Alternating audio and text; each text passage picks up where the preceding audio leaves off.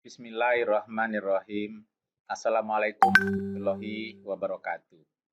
Bapak, Ibu-ibu, saudara-saudara sekalian, pada kesempatan ini akan dijelaskan mengenai sistem construction dan sistem implementasi.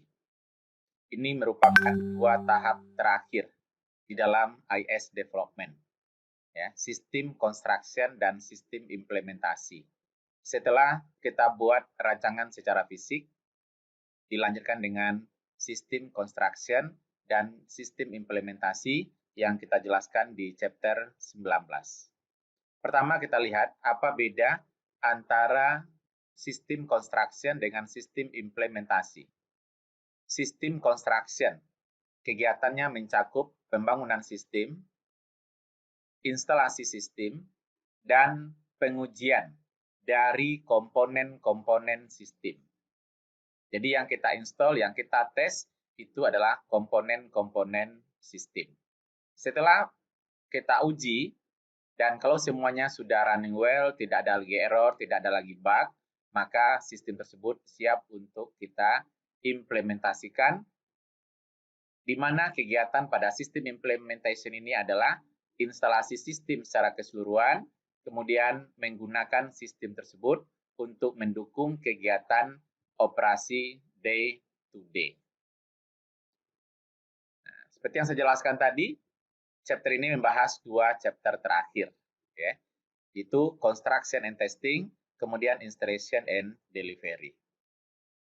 Kita mulai dengan construction system. Apa yang dilakukan pada fase construction? Yang pertama adalah build and test network. Jadi membuat dan menguji network. Kemudian build and test database. Membuat dan menguji database.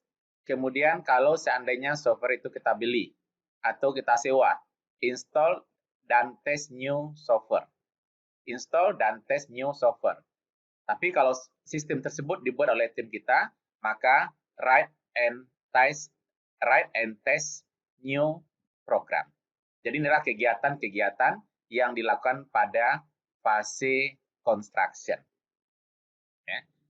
Build and test network, build and test database, install dan test new software kalau kita beli softwarenya, kemudian write and test new program kalau programnya dibuat sendiri. Kemudian setelah dibuat programnya, ya, maka dilakukan pengujian.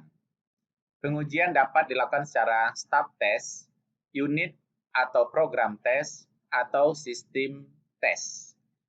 Kalau sistem test, maka kita uji adalah sistem secara keseluruhan. Kemudian kalau unit, maka kita akan uji per unit program. Kalau stub test, kita akan uji per bagian.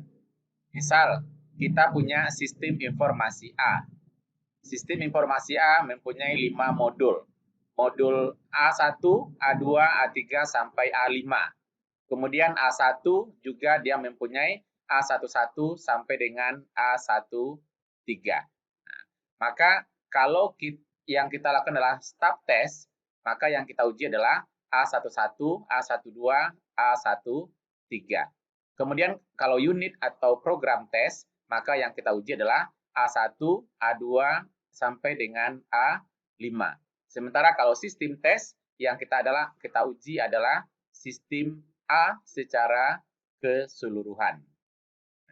Kalau semuanya sudah oke, sudah running well, tidak ada lagi error, tidak ada lagi bug, maka siap untuk masuk ke fase implementasi.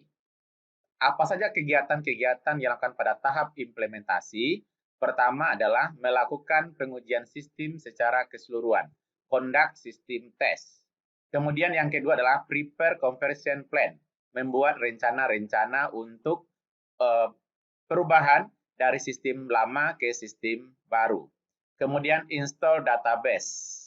Install database, kemudian train pengguna daripada user. Latih pengguna dari user, dan yang terakhir convert to new system untuk mendukung operasional atau kegiatan hari per hari atau day to day operation. Jadi conduct sistem tes secara keseluruhan, kemudian buat rencana perubahan yang akan dilakukan. Untuk instalasinya bisa cut over. Sistem lama, sistem baru langsung menggantikan sistem lama. Kalau paralel, sistem lama jalan, sistem baru juga dijalankan. Kalau location conversion, implementasinya pada lokasi tertentu. Jadi kalau kita punya beberapa cabang, maka dilakukan pada cabang tertentu. Sementara pada stage conversion, itu nanti versinya kita akan perbaiki atau robah.